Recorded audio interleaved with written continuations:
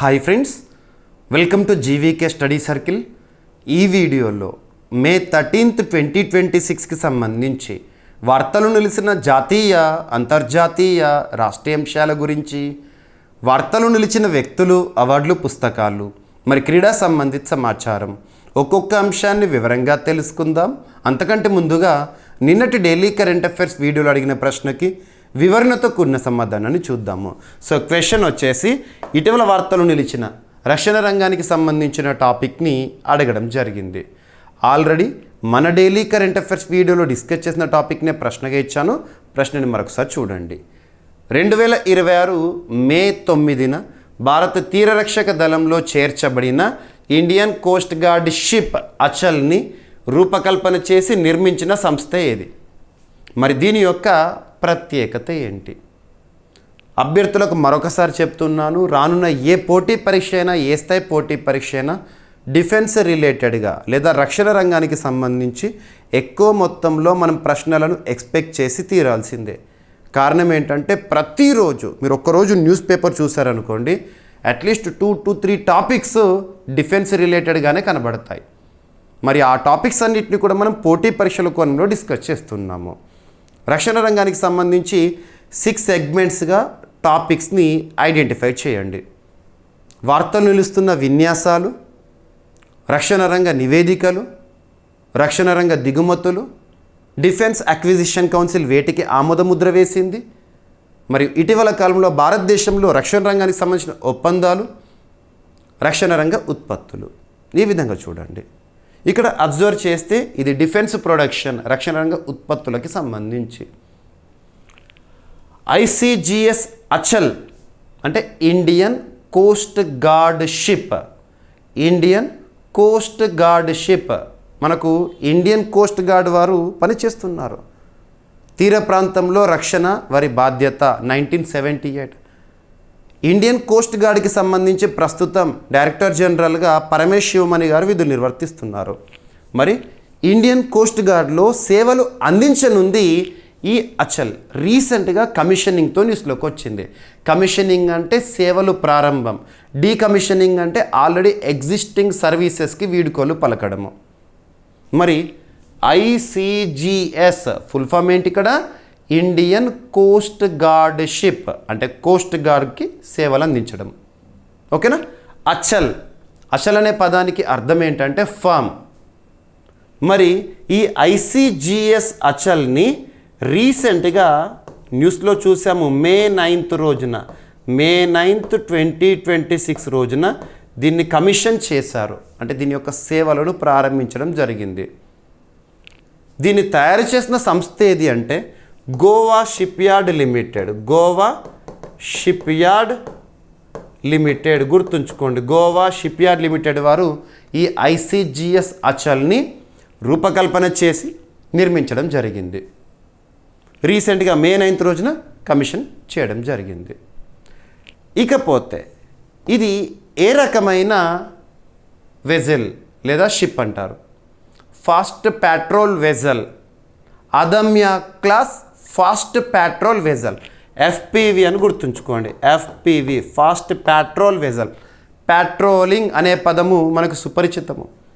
మన ప్రాంతంలో police patrolling అంటే అర్థం ఏంటి? పోలీసు వారు మన ఏరియాలో నిఘా వేస్తున్నారు, సర్విలెన్స్ చేస్తున్నారని అర్థము.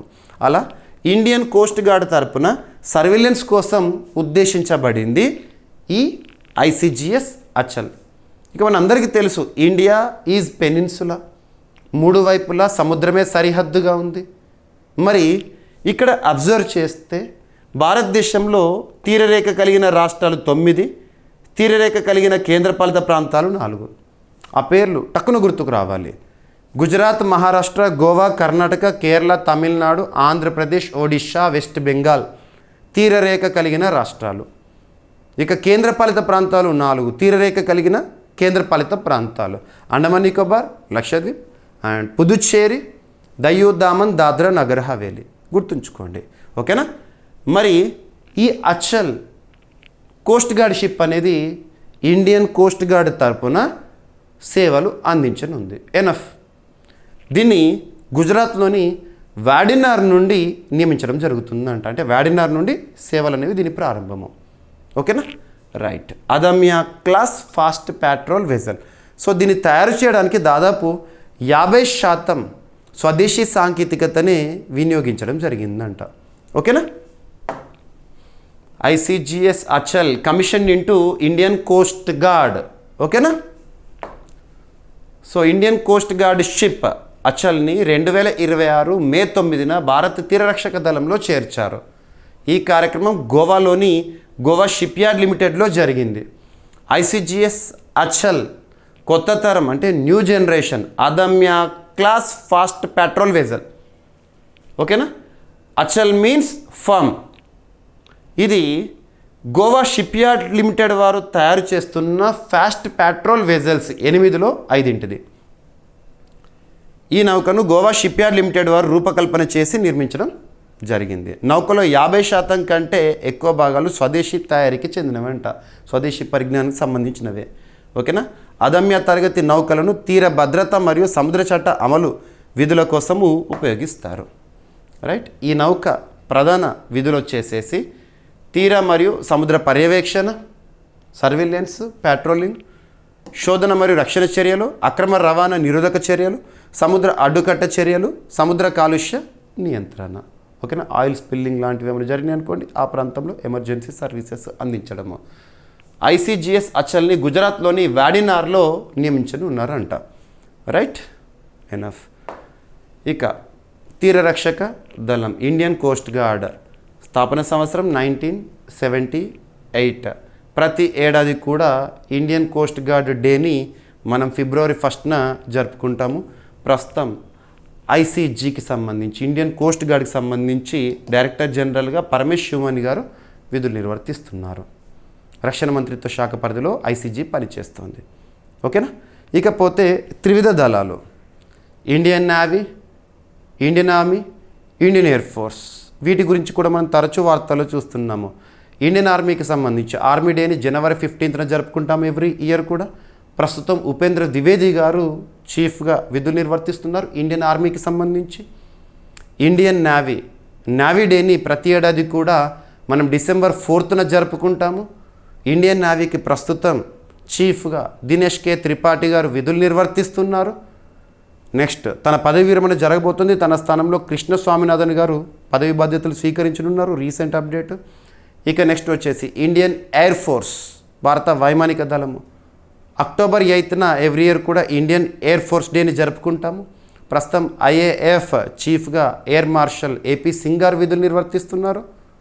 ఇక CDS ప్రస్తుతం అనిల్ చౌహాన్ గారు ఉన్నారు. ఈ మంత్ ఎండ్లో తను రిటైర్ కాబోతున్నారు. తన స్థానంలో తమిళనాడు రాష్ట్రానికి చెందిన NS రాజా సుబ్రమణి గారు పదవి బాధ్యతలను స్వీకరించనున్నారు. ఇవన్నీ లింక్ చేసుకోండి. ఓకేనా, enough. Right. So Adamya class fast patrol vessel ప్రత్యేకత, ఇది వేగవంతమైన గస్తీ నౌక పెట్రోలింగ్ సేవల కోసము. తీర పర్యవేక్షణ, చట్ట అమలు, అక్రమ రవాణా నిరోధం మరియు రక్షణ చర్యలు దీని బాధ్యత. ఇక నెక్స్ట్ ఈరోజు ఫస్ట్ టాపిక్ కరెంట్ పాలిటీలో భాగంగా చాలా ఇంపార్టెన్స్ ఉన్న టాపిక్. ఇటీవల సుప్రీంకోర్టుకు సంబంధించి లేదా సుప్రీంకోర్టు నియమించిన కమిటీలు, టాస్క్ ఫోర్స్ల గురించి రెగ్యులర్గా వార్తల్లో చూస్తున్నాము. జస్ట్ లాస్ట్ ఒక 15 days బ్యాక్ సుప్రీంకోర్టు ఒక టాస్క్ ఫోర్స్కి భారతదేశంలోని జైళ్ళు ఏవైతే ఉంటాయో ఆ జైళ్లను దివ్యాంగులకు అనుకూలంగా ఉండే విధంగా సంస్కరణలు తీసుకురావడానికి సూచనలు ఇవ్వండి అని చెప్పేసి జస్టిస్ S. రవీంద్ర భట్ గారికి బాధ్యతలను ఇవ్వడం జరిగింది ఆ టాస్క్ ఫోర్స్. గతంలో లాస్ట్ ఇయర్ 2025 సంవత్సరం సుప్రీంకోర్టు వేసిన ఒక టాస్క్ ఫోర్స్ విద్యార్థుల్లో ఆత్మహత్యలు పెరుగుతున్న నేపథ్యంలో ఆత్మహత్యలకు అడ్డు పలకడము, ఆత్మహత్యలను ఎండ్ కార్డు వేయడానికి సూచనలు ఇవ్వండి అని చెప్పేసి జస్టిస్ S. రవీంద్ర భట్ గారి ఆధ్వర్యంలోనే ఒక టాస్క్ ఫోర్స్ ఇలా చూస్తున్నాము. ఇప్పుడు మరొకటి మే 12, 2026 రోజున సుప్రీంకోర్టు ప్రధాన న్యాయమూర్తి గారు, ప్రస్తుతం CJI chief justice of India, supreme court ప్రధాన న్యాయమూర్తి, సుప్రీంకోర్టు చరిత్రలో 53వ ప్రధాన న్యాయమూర్తి జస్టిస్ సూర్యకాంత్ గారు వేసిన ఒక కమిటీ న్యూస్లో ఉంది. ఆ కమిటీ ఎవరి ఆధ్వర్యంలో, ఎందుకోసం అంటే భారతదేశంలో న్యాయ వ్యవస్థకి సంబంధించి ఆధునీకరణ చర్యల్లో భాగంగా సూచనలు ఇవ్వండి అని చెప్పేసేసి. మరి ఆ రిపోర్ట్ను ఎవరికి సబ్మిట్ చేయమంటున్నారు, ఏ తేదీ లోపల సబ్మిట్ చేయమంటున్నారు, వీటిపైన క్వశ్చన్స్ అడుగుతారు. ఫస్ట్ వచ్చేసి ఆ కమిటీ ఎవరి ఆధ్వర్యంలో, ప్రస్తుతం జస్టిస్ అరవింద్ కుమార్ గారి ఆధ్వర్యంలో సుప్రీంకోర్టులో ఒక న్యాయమూర్తి, సుప్రీంకోర్టులో 1+33 కదా ప్రస్తుతం కంపోజిషన్ న్యాయమూర్తుల సంఖ్య, ఒక CJ + 33 అదర్ జడ్జెస్, దాన్ని 1+37కి పెంచాలి అని కేంద్ర క్యాబినెట్ రీసెంట్గా ఆమోదం తెలిపింది, కానీ పెరగలేదు, పార్లమెంట్ చూడాలి, అది పక్కన పెట్టండి ప్రస్తుతం. సో సుప్రీంకోర్టులో ఒక న్యాయమూర్తి జస్టిస్ అరవింద్ కుమార్ గారి ఆధ్వర్యంలో ఒక కమిటీని, ఒక హై పవర్డ్ కమిటీని సుప్రీంకోర్టు ప్రధాన న్యాయమూర్తి గారు వేయడం జరిగింది. ఉద్దేశం ఏంటంటే దేశవ్యాప్తంగా కోర్టుల ఆధునీకరణకు, మోడర్నైజేషన్ కోసము సూచనలు ఇవ్వండి, రిపోర్ట్ సబ్మిట్ చేయండి అని. మరి ఆ రిపోర్ట్ని ఎవరికి సబ్మిట్ చేయమని అడుగుతున్నారు సూర్యకాంత్ గారు అంటే సంజీవ్ సన్యాల్ గారికి. సంజీవ్ సన్యాల్ గారు ఎవరంటే ప్రైమ్ మినిస్టర్స్ ఎకనామిక్ అడ్వైజరీ కౌన్సిల్లో మెంబర్. తనకి రిపోర్ట్ని సబ్మిట్ చేయండి అని చెప్పేసి అరవింద్ కుమార్ గారికి చెప్పడం జరిగింది. అర్థమైంది అనుకుంటాను. ఇక్కడ జస్టిస్ అరవింద్ కుమార్ గారి ఆధ్వర్యంలో హై పవర్డ్ కమిటీ. ఉద్దేశం ఏంటి, భారతదేశంలోని కోర్టుల ఆధునీకరణ కోసము, అది టాస్క్. సో సూచనలు అనేవి ప్రిపేర్ చేయండి. ఆ రిపోర్ట్ ఉంటుంది కదా, ఆ రిపోర్ట్ని ఎవరికి సబ్మిట్ చేయమంటున్నారంటే సంజీవ్ సన్యాల్ గారికి. మరి కమిటీ వేసిందేమో సుప్రీంకోర్టు ప్రధాన న్యాయమూర్తి గారు, గుర్తుంచుకోండి. ఇక టాపిక్లో భాగంగా కొన్ని బేసిక్ పాయింట్స్, అడిషనల్ పాయింట్స్గా మనం చూస్తాం కదా. దేశంలోని అత్యున్నత చట్టమైన రాజ్యాంగంలోని 5వ భాగం అనగానే మీకు ఒక సూపర్లేటివ్ వర్డ్ గుర్తొస్తుంది, the largest part in Indian constitution.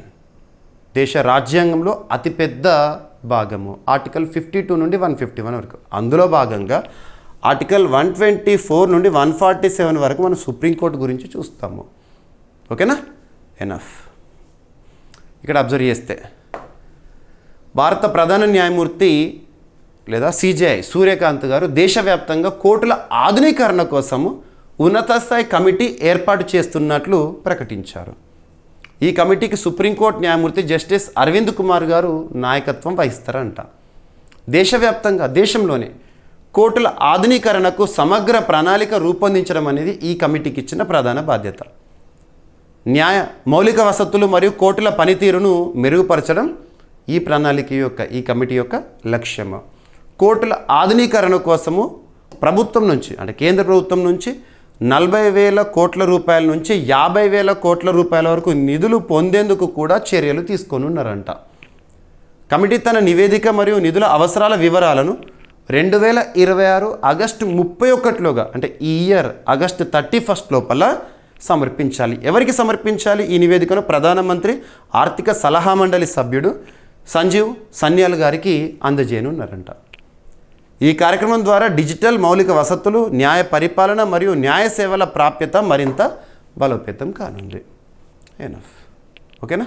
So సుప్రీంకోర్టుకు సంబంధించి బేసిక్ పాయింట్స్. ప్రస్తుతం సుప్రీంకోర్టులో 53వ ప్రధాన న్యాయమూర్తి జస్టిస్ సూర్యకాంత్ గారు. తను హర్యానా రాష్ట్రానికి చెందిన వ్యక్తి. 2025 నవంబర్ నెలలో తను పదవి బాధ్యతలు స్వీకరించారు. 2027 ఫిబ్రవరి వరకు తను బాధ్యతలను నిర్వర్తిస్తారు. ఎనఫ్. ఓకేనా. ఇక రీసెంట్గా మనం చూసాము ఈ కోర్ట్స్ మిషన్ మోడ్ ప్రాజెక్ట్ గురించి. ఓకేనా, అవన్నీ లింక్ చేసుకోండి. ప్రస్తుతం కేంద్ర న్యాయశాఖ మంత్రిగా ఎవరు విధులు నిర్వర్తిస్తున్నారంటే అర్జున్ రామ్ మేఘవాల్ గారు. ఇవన్నీ కూడా సుప్రీంకోర్టు సంస్కరణల కిందకి వస్తాయి. ఓకేనా. ఇక నెక్స్ట్ వచ్చేసి ఇంకొకటి కూడా సుప్రీంకోర్టుకి సంబంధించి మనం నిన్నటి రోజున ఈ 2 రోజులు కూడా వార్తాపత్రికల్లో చూసిన టాపిక్స్లో ఇది ఉంది. సో ఇక్కడ 2 టాపిక్స్ ఉన్నాయి. ఒకటేమో సుసహాయ్ చాట్బాట్, ఒక చాట్బాట్. సెకండ్ వచ్చేసేసి 1 case 1 data. Supreme court 1 case 1 data వ్యవస్థ మరియు సుసహాయ్ చాట్బాట్ అనేది ప్రారంభమైంది. సుప్రీంకోర్టు ప్రధాన న్యాయమూర్తి సూర్యకాంత్ గారి చేతుల మీదుగా ఈ ప్రారంభోత్సవం జరిగింది. మరి ఇందులో ఈ 1 కేస్ 1 డేటా సిస్టమ్ యొక్క ఉద్దేశం ఏంటంటే భారతదేశంలో ఏ కోర్టు అయినా సరే జ్యుడిషియరీ అనేది ఏ జాబితాలోకి వస్తుంది అంటే కేంద్ర జాబితాలోకి వస్తుంది, under article 246 of Indian constitution. పక్కన పెట్టండి. సో భారతదేశంలో చాలా కోర్ట్స్ ఉన్నాయి, డిస్ట్రిక్ట్ కోర్ట్స్ ఉన్నాయి, హైకోర్ట్స్ ఉన్నాయి, సుప్రీంకోర్టు ఉంది. మరి కేసులకి సంబంధించి ఒక కేసుకు ఒక ఐడి ఇవ్వడం అని ఆలోచించండి. ఒక కేసుకు ఒక ఐడి ఇవ్వడము, ఆ ఐడి ఆధారంగా దేశంలోని ఏ న్యాయస్థానం నుండైనా కూడా ఆ కేసుకు సంబంధించిన వివరాలను సులభంగా తెలుసుకునేందుకు ఉద్దేశించబడింది అనుకోండి. సింపుల్గా 1 కేస్ 1 డేటా సిస్టమ్. ఇక భారతదేశంలో లీగల్ క్వేరీస్కి సంబంధించి న్యాయ సంబంధిత సందేహాల కోసము సహాయంగా ఉండే విధంగా ఒక చాట్ బాట్ ప్రారంభమైంది. అదేంటంటే సుసహాయ్ చాట్ బాట్. ఓకేనా? సో భారత ప్రధాన న్యాయమూర్తి జస్టిస్ సూర్యకాంత్ గారు 1 కేస్ 1 డేటా అనే కొత్త డిజిటల్ న్యాయ వ్యవస్థను ప్రారంభించారు. దేశంలోని అన్ని స్థాయిల కోర్టుల కేసు సమాచారాన్ని ఏకీకృతం చేయడం ఈ వ్యవస్థ యొక్క ప్రధాన లక్ష్యం అంట. ట్రయల్ కోర్టులో దాఖలైన కేసు తర్వాత హైకోర్టు లేదా సుప్రీంకోర్టుకు వెళ్ళిన పూర్తి కేసు వివరాలు తక్షణమే అందుబాటులో ఉంటాయి. ఎక్కడైనా కూడా సరే ఆ కేసు సంబంధించిన వివరాలను మనం పొందవచ్చు. సో దేశవ్యాప్తంగా కోర్టు కేసుల కోసం ఏకీకృత డిజిటల్ డేటాబేస్ రూపొందించడమే ఈ కార్యక్రమం. సో కోర్టు రీఫార్మ్స్లో భాగంగా జ్యుడిషియల్ రీఫార్మ్స్లో భాగంగా ఈ టాపిక్స్ ఇంపార్టెంట్. ఇక న్యాయ పరిపాలనను మెరుగుపరచడం మరియు ప్రజలకు న్యాయ సేవలను మరింత చేరువ చేయడము దీని యొక్క ఉద్దేశం అంట. దేశంలోని 20,000కు పైగా తాలూకా మరియు జిల్లా కోర్టులు, 25 హైకోర్టుల రికార్డులు సుప్రీంకోర్టు కేసు ఇన్ఫర్మేషన్ సిస్టంతో అనుసంధానించబడ్డాయి. ఓకేనా? సుప్రీంకోర్టుకి కేసు వచ్చినప్పుడు కేసు నంబర్ నమోదు చేయగానే పూర్తి కేసు చరిత్ర మరియు విచారణ వివరాలు ప్రత్యక్షం అవుతాయి. ఇందులో భాగంగా క్షణాల్లో డేటా ధృవీకరణ అనేది పూర్తవుతుందంట. Easy accessibility. వేర్వేరు కోర్టుల్లో వేర్వేరు పేర్లు లేదా తప్పుడు వివరాలతో దాఖలైన కేసులను కూడా ఈ వ్యవస్థ గుర్తిస్తుంది. ఇక సుప్రీంకోర్టు స్టే ఆదేశాలు జారీ చేసిన వెంటనే సంబంధిత తాలూకా లేదా జిల్లా కోర్టు సిస్టంలో అప్డేట్ అవుతుంది. ఇతర రాష్ట్రాల హైకోర్టులు మరియు జిల్లా కోర్టుల కేసు స్థితిని కూడా నేరుగా పరిశీలించవచ్చు. ఇక సిజేఐ గారు సుసహాయ్ అనే ఏఐ ఆధారిత చాట్బాట్ని కూడా ప్రారంభించారు. ఈ చాట్బాట్ని సుప్రీంకోర్టు రిజిస్ట్రీ మరియు నేషనల్ ఇన్ఫర్మాటిక్స్ సెంటర్ సంయుక్తంగా అభివృద్ధి చేసింది. గుర్తుంచుకోండి, సుసహాయ్ ఏఐ చాట్బాట్ని ఎవరు అభివృద్ధి చేశారంటారు? ఈ పాయింట్ ఇంపార్టెంట్, ఎగ్జామినేషన్ ఇది ఫోకస్ చేయండి. Supreme court registry, national informatics centre వారు సంయుక్తంగా సుసహాయ్ ఏఐ చాట్బాట్ని అభివృద్ధి చేశారు. ఈ సుసహాయ్ ద్వారా సుప్రీంకోర్టు వెబ్సైట్ సేవలను సులభంగా మరియు సౌకర్యవంతంగా ఉపయోగించుకోవచ్చు. లీగల్ క్వేరీస్ ఏమైనా ఉంటే, సందేహాల నివృత్తి కూడా ఈ సుసహాయ్ ఏ చాట్బాట్ ద్వారా పాసిబుల్ అవుతుందంట. గుర్తుంచుకోండి. ఇక సుప్రీంకోర్టుకు సంబంధించిన బేసిక్ పాయింట్స్. 1 కేస్ 1 డేటా వ్యవస్థ ఉద్దేశం భారత కోర్టుల కేసు రికార్డుల డిజిటల్ ఏకీకరణ మరియు నిర్వహణ. ఇక నేషనల్ ఇన్ఫర్మాటిక్స్ సెంటర్ సుసహాయ్ ఏ చాట్బాట్ రూపకల్పనలో వీరు కూడా కీలక పాత్ర కదా. సో 1976 ఇయర్లో ఈ నేషనల్ ఇన్ఫర్మాటిక్స్ సెంటర్ అనేది ప్రారంభమైంది. ప్రధాన కార్యాలయం న్యూఢిల్లీ. ఏ మంత్రిత్వ శాఖ పరిధిలో పనిచేస్తుంది? Ministry of electronics and information technology. ప్రస్తుతం కన్సర్న్ మినిస్టర్గా, కేంద్ర మంత్రిగా అశ్విని కుమార్ వైష్ణవ్ గారు విధులు నిర్వర్తిస్తున్నారు. మరి ఈ నేషనల్ ఇన్ఫర్మాటిక్స్ సెంటర్ ఎందుకోసం పనిచేస్తుంది అంటే ప్రభుత్వ డిజిటల్ సేవలు మరియు సమాచార సాంకేతిక మద్దతు కోసము. రైట్, గుర్తుపెట్టుకోండి. ఇక రీసెంట్గా న్యాయ వ్యవస్థలో భాగంగా మనం డిస్కస్ చేసిన లాస్ట్ 1 వీక్లోని చూసిన ఇంకొకటి సమాధాన్ సమారోహ్ అనే ఒక కార్యక్రమం లోక్ అదాలత్లకు సంబంధించి ఆగస్టు 21, 22, 23 రోజున సుప్రీంకోర్టు నిర్వహిస్తామని చెప్పేసి ఒక షెడ్యూల్ని కూడా రిలీజ్ చేసింది. ఇవి ఇంపార్టెంట్. ఇక నెక్స్ట్ ఇందాక కరెంట్ పాలిటిక్స్ సంబంధించిన టాపిక్స్ని మనం డిస్కస్ చేసాము. ఇప్పుడు కరెంట్ ఎకానమీకి సంబంధించి అభ్యర్థులకు మరొకసారి చెప్తున్నాను, కరెంట్ అఫైర్స్ అంటే ఒక సింగిల్ సబ్జెక్ట్ కాదు. మనం జనరల్ స్టడీస్లో భాగంగా నేర్చుకునే ఈచ్ అండ్ ఎవ్రీ సబ్జెక్ట్ ఉంటుంది కదా, ఆయా సబ్జెక్ట్ వైజ్గా వస్తున్న అప్డేటెడ్ ఇన్ఫర్మేషనే current affairs. So polity, economy, geography, history, SNT, environment and etcetera అలా 20 సెగ్మెంట్స్గా చూస్తున్నాం మనం కరెంట్ అఫైర్స్ని. ఇప్పుడు కరెంట్ ఎకానమీకి సంబంధించి the stats in the economy are not at all static, they are dynamic, they are volatile. That means అవి ఎప్పుడు మారుతూ ఉంటాయి. అర్థశాస్త్రంలో గణాంకాలు ఎప్పుడు మారుతూ ఉంటాయి, వాటిని మనం అప్డేట్ చేసుకుంటూ ఉండాలి. ఇక్కడ ద్రవ్యోల్బణానికి సంబంధించి గడిచిన నెల ఏప్రిల్ నెలకి సంబంధించి ద్రవ్యోల్బణ గణాంకాలు అనేవి న్యూస్లో ఉన్నాయి. ఆ గణాంకాలను కనుక పరిశీలిస్తే దేశంలో అత్యధిక ద్రవ్యోల్బణం అనేది మన సౌత్ ఇండియన్ స్టేట్స్లోనే ఉందంట. అందులో కూడా మన తెలుగు రాష్ట్రమైన తెలంగాణ దేశంలో మొదటి స్థానంలో ఉందట ద్రవ్యోల్బణం విషయంలో. మీరు ఎకానమీ సబ్జెక్ట్లో భాగంగా కొన్ని కాన్సెప్ట్స్ క్లియర్గా నేర్చుకుని ఉంటారు. ద్రవ్యోల్బణం డెఫినేషన్ ఏంటి? Too much money chasing two few goods. Too much money chasing two few goods, that's it. అర్థం చేసుకోండి. ఉదాహరణకు నా చేతిలో ఉన్న ఈ పెన్ 2016 మే 13వ తేదీన, అంటే ఎగ్జాక్ట్లీ 10 years బ్యాక్, మే 13వ తేదీన 10 రూపాయల విలువ దీనికి, పెన్నుకి 10 రూపీస్కి పెన్ వచ్చేసింది నాకు అనుకోండి. అదే పెన్ను ఈరోజు ఎగ్జాక్ట్లీ 10 years మే 13th 2026 రోజున same pen, same quality, same company, everything is same, 100 రూపాయలకు వస్తుంది. అప్పుడు 10 రూపాయలు ఉన్న పెన్ను ఇప్పుడు 100 రూపాయలకు వస్తుంది. ఏం మారింది? పెన్ను మారలేదు, కానీ పెన్నుని కొనడానికి డబ్బులు ఉన్నాయి కదా, ఆ డబ్బుల విలువ మారింది. పెన్ను విలువ పెరిగింది, డబ్బుల విలువ తగ్గింది. సింపుల్గా ఇన్ఫ్లేషన్. ఆ ఇన్ఫ్లేషన్ని కట్టడి చేయడానికి ఆర్బీఐ మానిటరీ పాలసీ కమిటీ మీటింగ్లో తీసుకునే నిర్ణయాలు, పోటీ పరీక్షలు అడుగుతారు. లాస్ట్ ఏప్రిల్ 1st వీక్లో ఆర్బీఐ మానిటరీ పాలసీ కమిటీ మీటింగ్లో రెపో రేట్ని 5.25% వద్దే పెంచారు. ఆ టాపిక్ మనం డిస్కస్ చేస్తాము. ఇలా లింక్ చేసుకోండి. ఇన్ఫ్లేషన్ అనేది కంట్రోల్లో ఉండాలి, కట్టడిలో ఉండాలి. ఆర్బీఐ చెప్పిన టార్గెట్ 4 ± 2 ఇన్ఫ్లేషన్ టార్గెట్, అంతకంటే పెరగొద్దు. ఇకపోతే 2026 ఏప్రిల్లో దేశంలోనే అత్యధిక ద్రవ్యోల్బణం తెలంగాణలో మొదట. సౌత్ ఇండియన్ స్టేట్స్లో ఎక్కువగా ఇన్ఫ్లేషన్ ఉంది. జాతీయ సగటు ఎంత చూద్దాం ఫస్ట్. సో దేశవ్యాప్తంగా సగటు ద్రవ్యోల్బణం అనేది 3.48%గా ఉందంట లాస్ట్ మంత్, ఏప్రిల్ మంత్లో. ఆర్బీఐ నిర్దేశించిన టార్గెట్ లోపే ఉంది. ఓకే, 2026 ఏప్రిల్ నెల ద్రవ్యోల్బణంలో దక్షిణాది రాష్ట్రాలు దేశంలో తొలి 4 స్థానాలను ఆక్రమించినాయంట. తెలంగాణ దేశంలోనే అత్యధికంగా 5.81% ద్రవ్యోల్బణాన్ని నమోదు చేసింది. సంఖ్య ఎక్కువ ఉందంటే ఏదో సంతోషపడడం కాదు, బాధపడాలి. ఇన్ఫ్లేషన్ నంబర్ పెరుగుతుంది అంటే మనం బాధపడాలి, గుర్తుంచుకోండి. ఆంధ్రప్రదేశ్ 4.20%తో ఇన్ఫ్లేషన్తో దేశంలో 2వ స్థానంలో ఉందంట.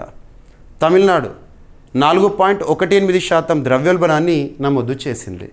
కర్ణాటకలో ద్రవ్యోల్బణం 4% ఉంది. సో చూడండి, సౌత్ ఇండియాలోని స్టేట్స్లో 4 ఉన్నాయి టాప్లో. పట్టణ ప్రాంతాలతో పోలిస్తే గ్రామీణ ప్రాంతాల్లో ద్రవ్యోల్బణం అధికంగా ఉందంట. ఇంకా పట్టణ ప్రాంతాల్లోనే కట్టడిలో ఉందంట. పట్టణ ప్రాంతాల్లో దేశంలో 3.16% ఉంటే గ్రామీణ ప్రాంతాలు రూరల్ ఏరియాస్లో 3.74% అంట. సో ద్రవ్యోల్బణం, వస్తువులు మరియు సేవల ధరలు నిరంతరంగా పెరుగుతున్న పరిస్థితి. Too much money chasing two few goods. ఓకేనా? ఇటువంటి గణాంకాలు అనగానే మనకు ఒక కేంద్ర మంత్రిత్వ శాఖ గుర్తొస్తుంది, ministry of statistics and programme implementation. ప్రస్తుతం ఈ శాఖకి కన్సర్న్ మినిస్టర్గా రావ్ ఇంద్రజిత్ గారు విధులు నిర్వర్తిస్తున్నారు. ఈ మంత్రిత్వ శాఖ పరిధిలోనే పనిచేస్తుంది నేషనల్ స్టాటిస్టికల్ ఆఫీస్. ఓకేనా? ఇక నెక్స్ట్, భారతదేశానికి సంబంధించి వృద్ధి రేటుని ప్రస్తుత ఆర్థిక సంవత్సరంలో ఏ అంతర్జాతీయ సంస్థలు మరి మన భారతదేశంలోని ఏ ప్రముఖ సంస్థలు ఏ విధంగా అంచనా వేస్తున్నాయి, ఈ టాపిక్ని కూడా మనం రెగ్యులర్గా చూస్తున్నాము. చాలాసార్లు డిస్కస్ చేస్తున్నాం. ఒక వారంలో 2-3 సార్లు చూస్తాం. ఇది ఇక్కడ అబ్జర్వ్ చేస్తే ఎస్బీఐ రీసెర్చ్ రిపోర్ట్ ప్రస్తుత ఆర్థిక సంవత్సరంలో భారతదేశంలో జీడిపిని ఏ విధంగా అంచనా వేస్తుంది మరియు హెచ్ఎస్బిసి అంచనాలు ఏ విధంగా ఉన్నాయి. ఇక GDP definition, gross domestic product, స్థూల దేశీయోత్పత్తి డెఫినేషన్ వచ్చేసి it is the final value of all the goods and services that are produced within the boundaries of the particular country for the given financial year. ఒక ఆర్థిక సంవత్సర కాలంలో ఒక దేశ సరిహద్దు లోపల ఉత్పత్తి అయ్యే అంతిమ వస్తు సేవల విలువనే ఆ దేశ జీడిపిగా మనం చూస్తాము. మరెందుకు పర్సెంటేజ్లో చూస్తామంటే గతంతో కంపేర్ చేస్తూ చూస్తాం కాబట్టి. ఒకవేళ బేస్ ఇయర్ ఆధారంగా జీడిపిని క్యాలిక్యులేట్ చేసినాం అనుకోండి, గణించినాం అనుకోండి, వచ్చే విలువ రియల్ జీడిపి వాల్యూ, కాన్స్టాంట్ ప్రైజెస్లో జీడిపి ఎంత అని. బేస్ ఇయర్ కూడా రీసెంట్గా మనం న్యూస్లో చూసాము, February 27th 2026 రోజున మారింది. 2011-12ని 2022 2023కి మార్చుకున్నాం. అలా జీడిపి బేస్ ఇయర్ సిరీస్లో 9వ అమల్లోకి వచ్చింది. మొదటిది 1948-49. ఇక జీడిపిని కనుక ప్రస్తుత ధరల్లో గణించడం అనుకోండి, క్యాలిక్యులేట్ చేసినాం అనుకోండి, వచ్చేది కరెంట్ జీడిపి, నామినల్ జీడిపి. గుర్తుంచుకోండి. ఇక్కడ అబ్జర్వ్ చేస్తే ఆర్థిక సంవత్సరం 2026 ఏప్రిల్ 1 నుంచి 2027 మార్చి 31 వరకు భారత జీడిపి ఎంత ఉంటుంది వృద్ధి రేటు అంటే 6.6%గా ఉంటుందని SBI state bank of India research report చెప్తోంది. కారణం ఏంటంటే రూపాయి మారకపు విలువ క్షీణించడం కానివ్వండి, అంతర్జాతీయ అనిశ్చితులు కానివ్వండి, సో క్రూడ్ ధరలు పెరగడం కానివ్వండి, వెస్ట్ ఏసియా అశాంతికి అడ్డగా మారింది, ఇటువంటివన్నీ కూడా.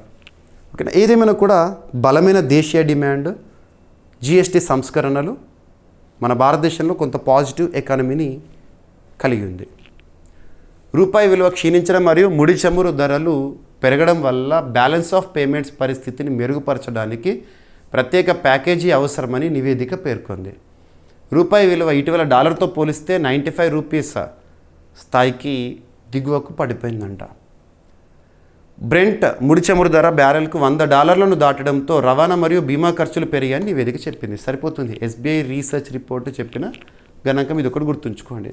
ఇక హెచ్ఎస్బీసీ 2026-2027 ఈ ఆర్థిక సంవత్సరంలో మన జీడిపి వృద్ధిని కేవలం 6%కే పరిమితంగా ఉండొచ్చని అంచనా వేస్తోంది. ఓకేనా. Right. So GDP full form ఏంటి మరియు డెఫినేషన్ ఏంటి? ఇక ఎస్బీఐ భారతదేశంలో పబ్లిక్ సెక్టార్లో లార్జెస్ట్ బ్యాంక్. 1955లో స్థాపన. ముంబై కేంద్రంగా పనిచేస్తోంది. ప్రస్తుతం చల్లా శ్రీనివాసులు శెట్టి గారు చైర్మన్గా ఉన్నారు. ఇక హెచ్ఎస్బీసీ ఫుల్ ఫామ్ ఏంటంటే Hong Kong and Shanghai banking corporation. 1865లో స్థాపన. ప్రధాన కార్యాలయం లండన్, యునైటెడ్ కింగ్డమ్. ఇక ఆర్బీఐ విషయానికి వస్తే భారతదేశంలో రెగ్యులేటరీ బ్యాంకు. 1935లో స్థాపన. ముంబై కేంద్రంగా పనిచేస్తాం. ప్రస్తుతం ఆర్బీఐ గవర్నర్గా సంజయ్ మల్హోత్రా గారు విధులు నిర్వర్తిస్తున్నారు. ఇక నెక్స్ట్ కంటిన్యూషన్ అనుకోండి. ఇంకొక సంస్థ అంతర్జాతీయ స్థాయిలో ప్రముఖ rating agency Moody's rating agency మన భారతదేశం యొక్క వృద్ధి రేటును ప్రస్తుత ఆర్థిక సంవత్సరంలో 6%కి తగ్గించిందంట. Direct point. ఇందాక మీకు కాన్సెప్ట్ చెప్పాను కాబట్టి ఈ పాయింట్ డైరెక్ట్గా చూడొచ్చు మీరు. ఇక ప్రముఖ గ్లోబల్ క్రెడిట్ రేటింగ్ సంస్థ మూడీస్ రేటింగ్స్ భారత జీడిపి వృద్ధి అంచనాను ప్రస్తుత సంవత్సరానికి 6%కి తగ్గించిందంట. ఇది గత అంచనాతో పోలిస్తే 0.8% పాయింట్స్ తగ్గుదలని అంట. ఓకేనా. Right. Moody's ratings New York, America కేంద్రంగా పనిచేస్తుంది. ఇక నెక్స్ట్ సైన్స్ అండ్ టెక్నాలజీ సంబంధించిన అప్డేట్. మన భారతదేశంలో న్యూక్లియర్ పవర్ ప్లాంట్స్ ఇటువంటివి మనం తరచూ చూస్తూ ఉంటాము. ప్రస్తుతం అబ్జర్వ్ చేస్తే సైన్స్ అండ్ టెక్నాలజీలో భాగంగా 1 మార్క్ గ్యారంటీ కొన్ని పాయింట్స్ గుర్తుంచుకోవాలి. తారాపూర్ జైతాపూర్ ఎక్కడ? మహారాష్ట్ర. కైగా కర్ణాటక. కుడంకులం తమిళనాడు. రావత్బట్ట రాజస్థాన్. నరోరా యూపీ. కాక్రపార్ గుజరాత్. గుర్తుంచుకోండి. సో భారతదేశంలో అణు విద్యుత్ కేంద్రాలు. ఓకేనా. ఇక్కడ అబ్జర్వ్ చేస్తే తారాపూర్ అణు విద్యుత్ కేంద్రం యూనిట్ 2 పునఃప్రారంభానికి ఏఈఆర్బి వారు అనుమతినివ్వడం జరిగిందంట. ఏఈఆర్బి నుండి అనుమతి పొందిన తారాపూర్ అణు విద్యుత్ కేంద్రం ఎక్కడ ఉంది? మహారాష్ట్రలో ఉంది. అండ్ అణుశక్తికి సంబంధించి department of atomic energy under PMO లేదా పిఎంఓ ఆఫీస్ పరిధిలో పనిచేస్తోంది. ఓకేనా. So atomic energy regulatory board భారతదేశంలో అటామిక్ ఎనర్జీని నియంత్రించే సంస్థ 2026 మే నెలలో తారాపూర్ అణు విద్యుత్ కేంద్రం యూనిట్ 2 పునఃప్రారంభానికి మరియు కొనసాగింపు కార్యక్రమాలకు అనుమతినిచ్చింది. ఈ అనుమతితో యూనిట్ 2 మరో 10 సంవత్సరాలు పనిచేయనుందంట. భారతదేశంలో అణు విద్యుత్ కేంద్రాలు వాటికి అనుమతి పొందాలంటే ఎవరి నుండి అనుమతి పొందాలి? Atomic energy regulatory board. Nuclear power corporation of India limited నిర్వహించిన భారీ పునరుద్ధరణ మరియు భద్రతా అప్గ్రేడ్ కార్యక్రమం అనంతరం ఈ అనుమతి లభించింది. తారాపూర్ అణు విద్యుత్ కేంద్రం మహారాష్ట్రలోని పాల్ఘర్ డిస్టిక్లో బోయిసార్ సమీపంలో ఉందంట. ఓకేనా. రైట్. ఎనఫ్ తారాపూర్ యూనిట్ 1కు 2025 డిసెంబర్లో పునఃప్రారంభ అనుమతి లభించింది. ఇప్పుడు యూనిట్ 2 ప్రస్తుతం యూనిట్ 1 తన 160 మెగావాట్ సామర్థ్యంతో పనిచేస్తుంది. ఇక అటామిక్ ఎనర్జీ రెగ్యులేటరీ బోర్డ్ వీరే కదా అనుమతులు ఇచ్చింది తారాపూర్ యూనిట్ 2కి. ఈ సంస్థ 1983లో స్థాపన. ప్రధాన కార్యాలయం ముంబై, మహారాష్ట్ర. ఈ ఏఈఆర్బికి ప్రస్తుతం చైర్మన్గా శ్రీ ఏకే బాలసుబ్రహ్మణ్యన్ గారు విధులు నిర్వర్తిస్తున్నారు. డిపార్ట్మెంట్ ఆఫ్ అటామిక్ ఎనర్జీ పరిధిలో పనిచేస్తుంది అటామిక్ ఎనర్జీ రెగ్యులేటరీ బోర్డు. మనం కరెంట్ అఫైర్స్లో భాగంగా చాలా టాపిక్స్ని డిస్కస్ చేస్తున్నాం. ఏదైనా ఒక టాపిక్లో భాగంగా ఒక సంస్థ గురించి వచ్చినా, ఒక దేశం గురించి వచ్చినా, ఒక రాష్ట్రం గురించి వచ్చినా మీకు బేసిక్ డీటెయిల్స్ అన్నీ ఇస్తున్నాను. ఇక nuclear power corporation of India limited 1987లో స్థాపన. ముంబై, మహారాష్ట్ర కేంద్రం పనిచేస్తుంది. ప్రస్తుతం సిఎండిగా భువన్ చంద్ర పాఠక్ గారు ఉన్నారు. ఇది కూడా డిపార్ట్మెంట్ ఆఫ్ అటామిక్ ఎనర్జీ పరిధిలో పనిచేస్తుంది. ఓకేనా. డిపార్ట్మెంట్ ఆఫ్ అటామిక్ ఎనర్జీ 1954లో స్థాపన. ప్రధాన కార్యాలయం ముంబై, మహారాష్ట్ర. ఓకేనా. ప్రధానమంత్రి కార్యాలయం పరిధిలో పనిచేస్తుంది. ఇక తారాపూర్కి సంబంధించి ప్రారంభ సంవత్సరం 1969. ఓకేనా. ఇక రీసెంట్గా మనం అబ్జర్వ్ చేస్తే కొన్ని పాయింట్స్. కల్పక్కం తమిళనాడులో ఉంది కదా, అది ఏం సాధించింది? క్రిటికాలిటీని సాధించింది. ఎగ్జామినేషన్లో అడుగుతారు. కల్పక్కం క్రిటికాలిటీ సాధించి న్యూస్లో ఉంది ఎక్కడ? తమిళనాడులో. అండ్ భారతదేశంలో అణుశక్తి శాస్త్ర పితామహుడిగా హోమీజే బాబా గారిని మనం గుర్తించడం జరుగుతుంది. రైట్.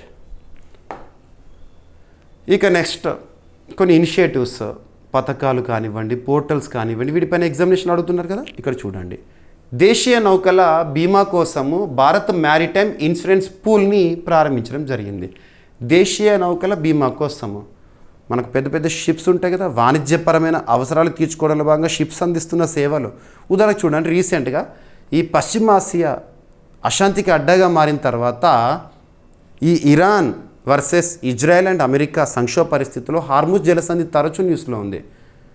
హార్ముజ్ జలసంధి నుండి షిప్లు ఏవైతే వెళ్తాయో వాటిపైన దాడులు జరగడము, నష్టం జరగడం, ఇవన్నీ చూసాము. మరి అటువంటి ప్రమాదకర పరిస్థితుల్లో ఉండే షిప్పులు ఉంటాయి కదా, వాణిజ్యపరమైన షిప్పులు ఉంటాయి కదా, వాటికి బీమా కోసం ఉద్దేశించబడింది. వాస్తవానికి ఈ maritime insurance pool, Bharat maritime insurance pool, ఈ కార్యక్రమానికి కేంద్ర క్యాబినెట్ లాస్ట్ మంత్ ఏప్రిల్ 18 రోజున ఆమోద ముద్ర వేసింది. ఓకేనా. ఇప్పుడు అమల్లోకి రావడం జరిగింది. సో నిన్నటి రోజున మే 12, 2026 నుండి ఈ ఇనిషియేటివ్ని అమల్లోకి తీసుకొచ్చింది కేంద్ర ప్రభుత్వము. అంతర్జాతీయ సముద్ర మార్గాల్లో ప్రయాణించే భారతీయ నౌకలకు రిస్క్ బీమా కవరేజ్ అందించేందుకు భారత ప్రభుత్వం భారత మ్యారిటైమ్ ఇన్సూరెన్స్ పూల్ని ప్రారంభించింది మే 12, 2026 రోజున.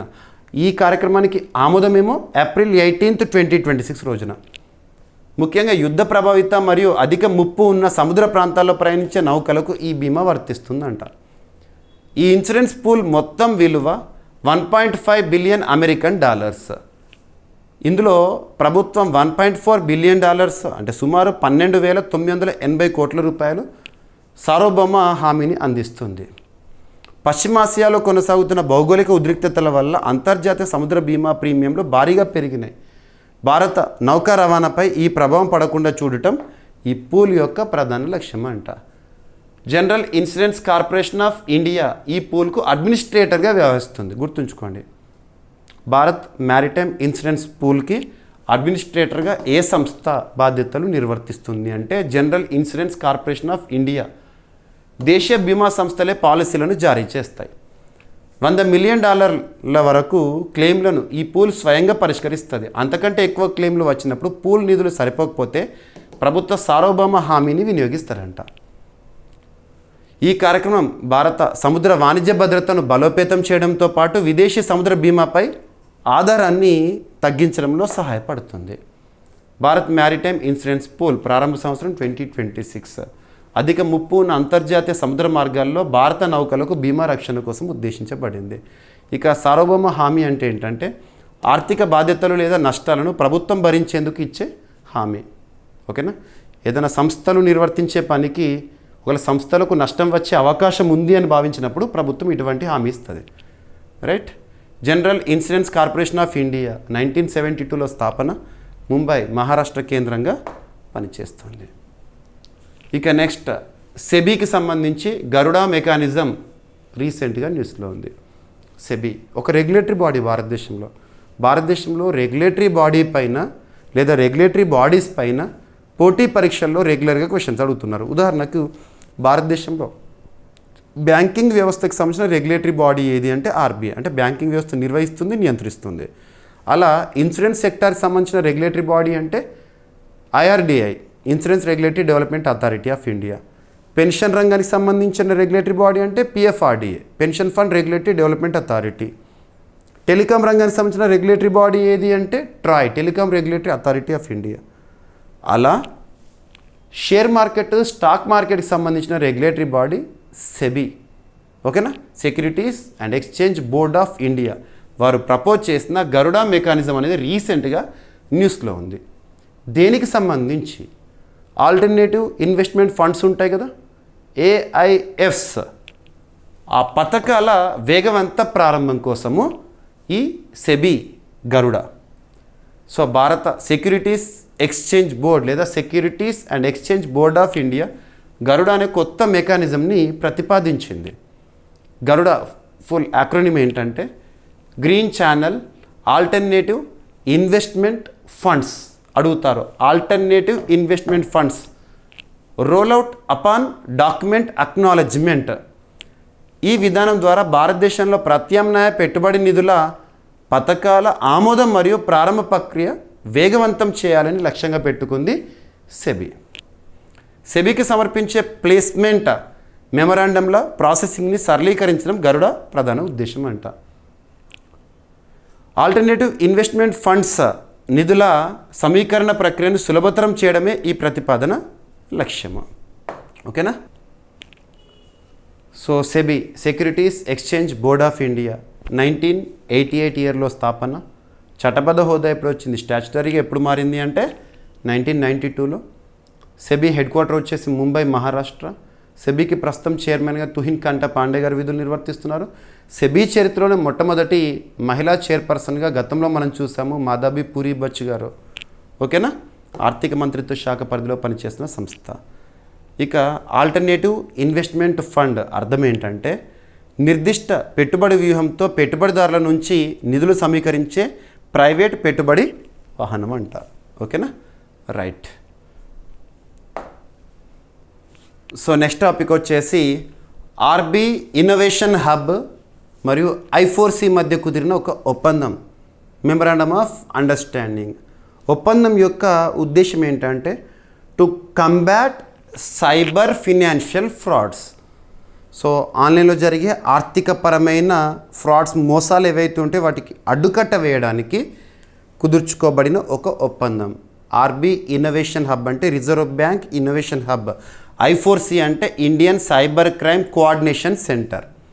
ఏదైనా ఒక ఒప్పందం గురించి మనం పోటీ పరీక్షల కోణంలో చూస్తున్నప్పుడు ఆ ఒప్పందంలో భాగస్వామ్య సంస్థలేవి, ఆ ఒప్పందం యొక్క ఉద్దేశం ఏంటి, ఎనఫ్. సో ఇక్కడ అబ్జర్వ్ చేస్తే the dependency on online services is increasing nowadays. మానవుడు ఆన్లైన్ సేవలపైన ఎక్కువగా ఆధారపడుతున్నాడు. మరి ఇటువంటి పరిస్థితుల్లో ఆన్లైన్ మోసాలు చూస్తున్నాం, సైబర్ ఫ్రాడ్స్ని చూస్తున్నాం. ఈ సైబర్ ఫ్రాడ్స్ పట్ల అవగాహన కల్పించడం ప్రభుత్వం యొక్క బాధ్యత. వాటికి అడ్డుకట్ట వేయడంలో భాగంగా రకరకాల అంశాలు చూస్తున్నాం. ఇది అటువంటిదే. Indian cyber crime coordination centre మరియు ఆర్బీఐ ఇన్నోవేషన్ హబ్ పరస్పర అవగాహన ఒప్పందాన్ని కుదుర్చుకున్నాయి. ఈ ఒప్పందం సైబర్ ఆధారిత ఆర్థిక మోసాలు, మ్యూల్ ఖాతాల నియంత్రణను బలోపేతం చేయడంపై దృష్టి సారిస్తుందంట. ఓకేనా. ఈ భాగస్వామ్యం బ్యాంకింగ్ మరియు డిజిటల్ చెల్లింపుల వ్యవస్థలను కవర్ చేస్తుంది. కేంద్ర హోంమంత్రి అమిత్ షా గారి ప్రకారము ఈ చర్య ద్వారా దాచిన మ్యూల్ ఖాతాలను వేగంగా గుర్తించి నిలిపివేయవచ్చు. ఓకేనా, right. Indian cyber crime coordination centre 2018లో ప్రారంభము. న్యూఢిల్లీ కేంద్రంగా పనిచేస్తుంది. ఏ మంత్రిత్వ శాఖ పరిధిలో పనిచేస్తుందంటే మినిస్ట్రీ ఆఫ్ హోమ్ అఫైర్స్. ప్రధాన లక్ష్యం భారతదేశంలో సైబర్ నేరాల నియంత్రణ మరియు సమన్వయం కోసము. ఇక ఆర్బీఐ ఇన్నోవేషన్ హబ్ 2022లో ప్రారంభము. బెంగళూరు కర్ణాటక కేంద్రంగా పనిచేస్తోంది. మాతృ సంస్థ మదర్ ఆర్గనైజేషన్ వచ్చేసి ఆర్బీఐ. ఓకేనా, రైట్. సో మ్యూల్ అకౌంట్స్ అంటే ఏంటంటే అక్రమంగా సంపాదించిన డబ్బును బదిలీ చేయడానికి లేదా మనీ లాండరింగ్ కోసం ఉపయోగించే బ్యాంక్ ఖాతాలు మ్యూల్ ఖాతాలు. ఆ మ్యూల్ అకౌంట్స్ని కంట్రోల్ చేయడానికి బ్యాంకింగ్ వ్యవస్థ చాలా చర్యలు తీసుకుంటుంది. అందులో ఇదొకటి కూడా చెప్పొచ్చు. ఇక నెక్స్ట్ వచ్చేసి సెహాత్ మిషన్ రీసెంట్గా న్యూస్లో ఉంది. ఇందులో భాగంగా 2 మంత్రిత్వ శాఖలు గుర్తుంచుకోండి. ఒకటి మినిస్టర్. ఈరోజు ప్రశ్న, ఇటీవల భారత్ MIRV సాంకేతికతతో అధునాతన అగ్ని క్షిపణిని విజయవంతంగా పరీక్షించింది. దీని ప్రత్యేకత ఏంటి?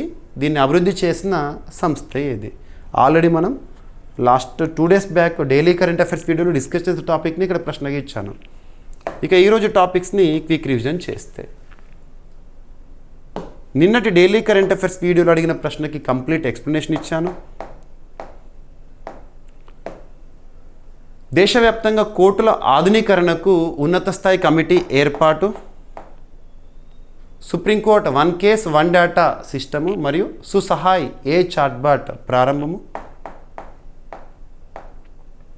2026 ఏప్రిల్లో దేశంలోనే అత్యధిక ద్రవ్యోల్బణం తెలంగాణలో నమోదైందని గణాంకాలు, అండ్ భారతదేశం యొక్క వృద్ధి రేటును ఏ అంతర్జాతీయ ప్రముఖ సంస్థలు మరియు మన భారతదేశానికి సంబంధించిన ఏ ప్రముఖ సంస్థలు ఏ విధంగా అంచనా వేస్తున్నాయి, AERB ఆమోదం తెలిపిన తారాపూర్ అణు విద్యుత్ కేంద్రం యూనిట్ 2 పునఃప్రారంభంతో న్యూస్లోకి వచ్చింది. మహారాష్ట్రలో ఉంది. దేశీయ నౌకల బీమా కోసము భారత్ మ్యారిటైమ్ ఇన్సూరెన్స్ పూల్ ప్రారంభము, SEBI proposes Garuda mechanism for faster AIF scheme,